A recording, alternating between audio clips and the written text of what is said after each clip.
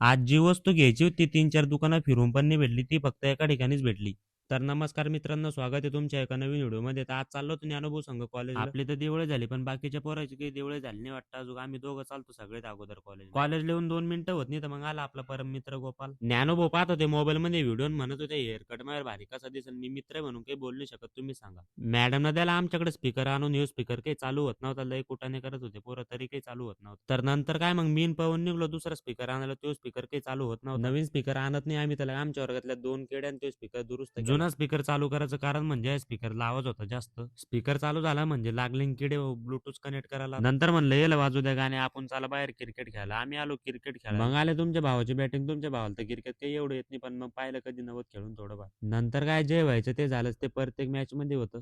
Ball गेला हरपून. अर्धा तास भटकल्यानंतर सापडला बॉल. इथं बसेल होता लपून. घेतली हाजरी टाकून, कारण जायचं होतं घरी. देवळे सुट्ट्या संपल्या तरी कॉलेजला आले आणि त्यांचे स्वागत चालले. ही बिचारी मांजर बसली ती लपून, कारण त्यांच्या मागं लागले ते डॉगेश भाई.